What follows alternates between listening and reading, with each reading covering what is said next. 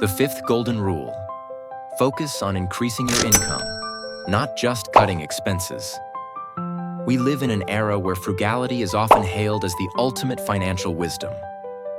Buy less, skip that meal out, has become the default mantra of personal finance. While this approach has its merits, it comes with a critical limitation. The effects of cutting expenses are finite. When your income is fixed, the amount you can save has a hard ceiling. Even if you save half your income, you're still standing still.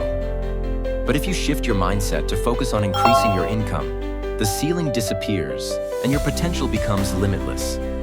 This approach not only improves your financial situation, but also reshapes your lifestyle and life trajectory.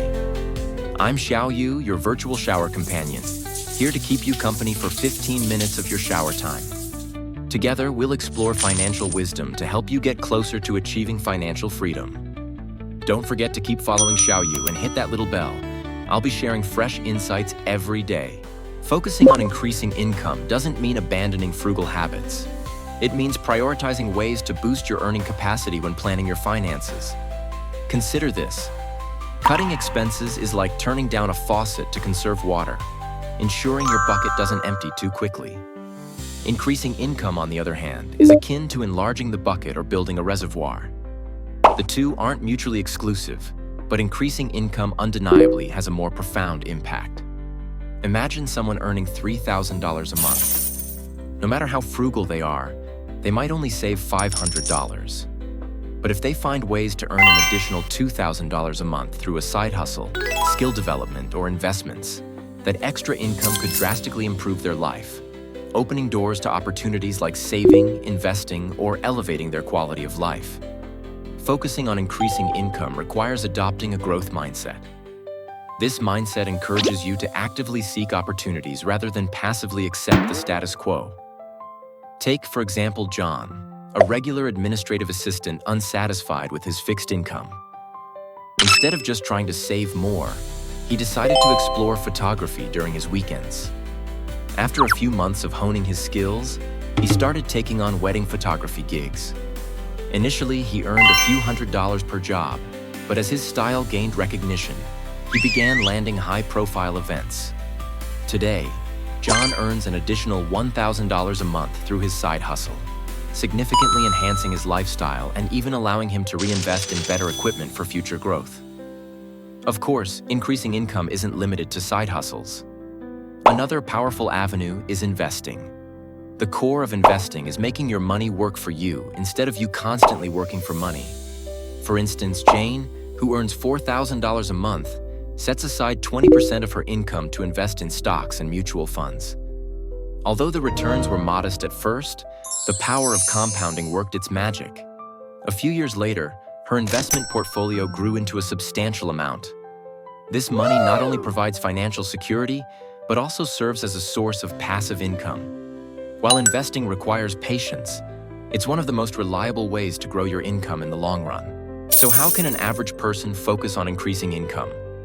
Start by leveraging your existing skills and resources. Everyone has talents that can be monetized. Writing, graphic design, photography, cooking, or even tutoring. Translating these skills into income may not be easy at first, but it's the first step toward financial independence. Next, learn new skills to improve your marketability. For example, learning to code could open doors to the tech industry, or gaining expertise in digital marketing could help you sell yourself and your ideas more effectively. These skills require time and effort, but they significantly boost your career prospects and earning potential. Third, establish long-term income sources, such as investing in stocks, mutual funds, or real estate. Remember, investing is not about getting rich overnight, but about gradually building wealth with patience and smart decision-making. Time management is another crucial factor. Many people feel they lack time to develop side hustles or learn new skills, but in reality, this is often due to inefficient time usage. Consider how much time you spend scrolling through social media or binge-watching shows. If you redirect even a portion of that time toward learning a new skill or exploring investment opportunities, the results could be transformative. For instance, Alex devoted 2 hours daily to learning video editing. Within a year, he mastered the skill and began earning a steady income from freelance editing projects. Most importantly, continuously expand your knowledge and perspective. Your income is often directly proportional to the boundaries of your understanding. If you only focus on saving small amounts, you'll never see the bigger picture. But when you begin learning about investments, industry trends, and emerging opportunities, you'll discover endless possibilities. Reading books, listening to podcasts, or taking online courses are all excellent ways to increase your financial intelligence. For example, someone who listened to a podcast about e-commerce discovered a niche product opportunity and started a small business around it, earning 5-figure revenue within a year. In summary, the essence of focusing on increasing income lies in shifting your mindset. Stop viewing frugality as the only financial strategy and start exploring ways to maximize your potential and resources. This is not just a method to earn more money. It's a lifestyle that creates bigger possibilities. The key to wealth growth is finding the right leverage to amplify your income, not merely fretting over small expenses. When you learn to approach finances with an income growth perspective, you'll realize that life offers far more options than you ever imagined. The 6th golden rule: understand the difference between wants and needs and spend accordingly. One of the most fundamental yet often overlooked principles of personal finance is the ability to distinguish between wants and needs. While it might sound simple, this distinction is blurred daily by clever marketing and the emotional triggers tied to spending. The truth is, understanding and respecting this difference can make or break your financial stability, especially in a world that encourages consumption at every turn. Needs are the essentials, those things you must have to survive and function. They include shelter, food, basic clothing, and healthcare. Wants, on the other hand, are non-essential items or experiences that enhance your life, but aren't critical for survival. A need is a functional pair of shoes. A want is the latest designer sneakers. A need is a nutritious meal. A want is dining at an upscale restaurant. This differentiation might seem obvious, but how often do we convince ourselves that a want is actually a need? Take Sarah as an example. She earns $3,500 a month, and her rent, groceries, and utilities total $2,000. This leaves her $1,500 for discretionary spending and saving. Instead of sticking to essentials, Sarah frequently finds herself purchasing the latest gadgets and luxury items, telling herself she needs these things to stay competitive at work or maintain her social image. By the end of each month, she has little to no savings and wonders why she can't seem to get ahead financially. This is where the emotional aspect of spending comes in. Advertisers know how to tap into our insecurities and desires, making wants feel like needs. That high-end coffee machine isn't just a kitchen appliance. It's a symbol of sophistication. The luxury car isn't just transportation. It's status and success. But financial success requires resisting these emotional traps and viewing purchases through a practical lens. The key to mastering this golden rule is practicing intentional spending. Intentional spending doesn't mean you should deprive yourself of all pleasures. It means being mindful of your priorities and aligning your spending with your values and goals. For instance, if Sarah had spent time categorizing her expenses, she might have realized that half of her discretionary spending went toward non-essentials that didn't truly add value to her life. Instead of upgrading her phone every year, she could have set that money aside to build an emergency fund or invest in a course to enhance her career prospects. A practical way to implement this rule is by using the 50-30-20 budgeting method. Allocate 50% of your income to needs, 30% to wants, and 20% to savings and investments. This framework creates a balance that allows you to enjoy life while still preparing for the future. However, in periods of financial strain or when working toward a significant goal, you might adjust these percentages to prioritize saving or paying off debt.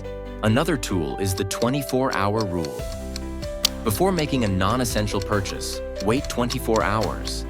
This cooling off period gives you time to evaluate whether the item truly adds value or if the urge to buy was impulsive. Many people find that after 24 hours, the emotional pull diminishes and they're less likely to make the purchase. Consider Dave, who was initially spending $300 a month on impulse buys. By implementing the 24-hour rule, he cut this number in half. Over the course of a year, he saved $1,800, which he used to invest in index funds.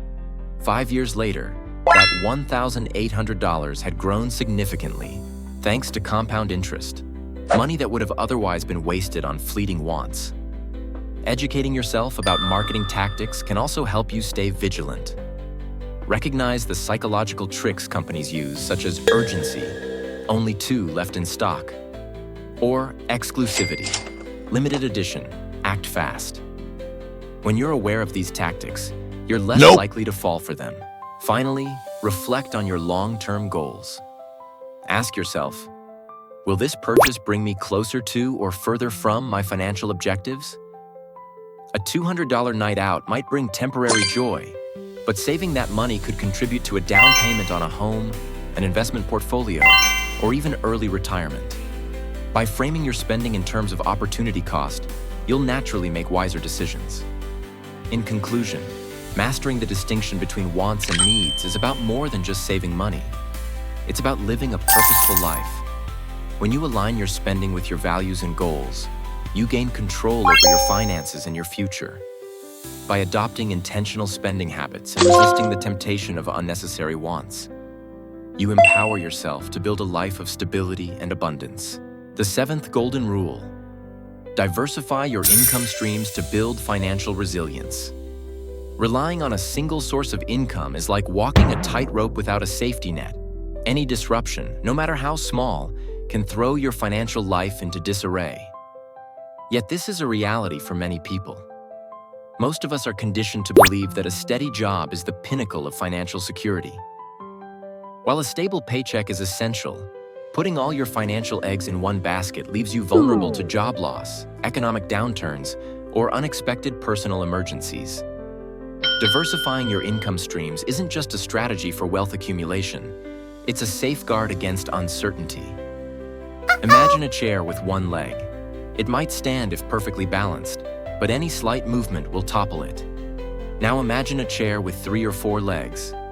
Even if one leg breaks, the chair can still support you.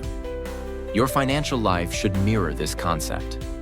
The more sources of income you have, the less dependent you are on any single one, and the greater your ability to adapt to changing circumstances. Let's take Jake as an example. Jake worked as a graphic designer earning $4,000 per month. When his company downsized, he found himself without an income. However, Jake had also been running a small Etsy store selling custom artwork, which brought in an additional $1,000 a month. While his primary job loss was a setback, his side hustle gave him a cushion and allowed him to stay afloat until he found a new job. Diversifying income doesn't mean you need to juggle 3 full-time jobs. Instead, it's about leveraging your skills, resources, and time to create complementary streams of revenue. These streams could include freelancing, passive income from investments, rental income, or even starting a small business. The key is to explore options that align with your interests and talents, making the process both manageable and rewarding. Investing is one of the most accessible ways to create additional income. Consider Sarah, who invested in dividend-paying stocks. Each quarter, she receives a small but consistent payout, regardless of her job situation.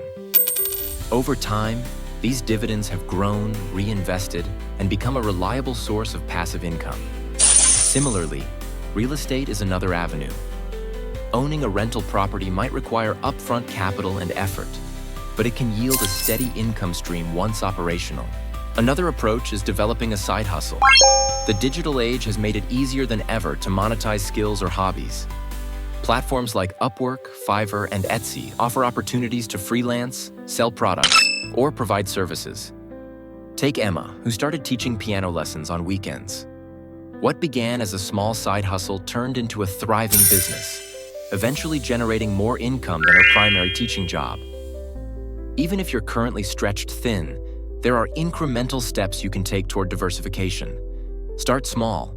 Spend a few hours a week exploring freelancing opportunities, or dedicate a portion of your income to investments. The important thing is to build momentum. For instance, if you're passionate about writing, consider publishing an ebook or offering copywriting services. If you're knowledgeable in a particular subject, tutoring or creating online courses could be a lucrative option. Diversifying also means preparing for the unexpected. Set up an emergency fund to cover at least 3 to 6 months of expenses.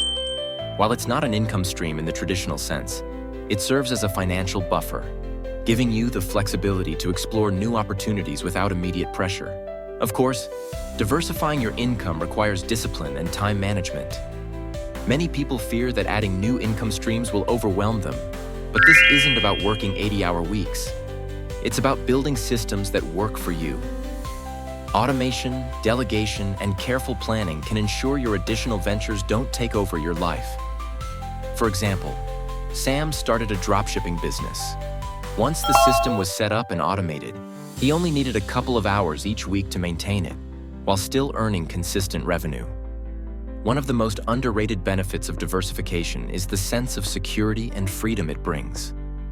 Knowing that you're not entirely reliant on one paycheck changes how you approach life. Decisions become less stressful, opportunities feel more accessible, and risks are easier to take because you have a financial cushion. In summary, diversifying your income streams is not just a strategy for financial growth, but a necessity for financial resilience. It allows you to weather storms, seize opportunities, and build a more stable and prosperous future.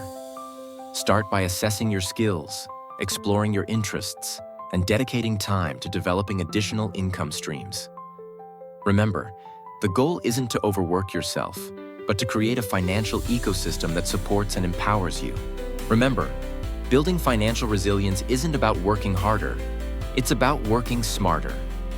Diversify, stay curious, and take small steps toward big changes. Your journey to financial freedom starts with one smart decision at a time. Until next time, keep growing, keep thriving,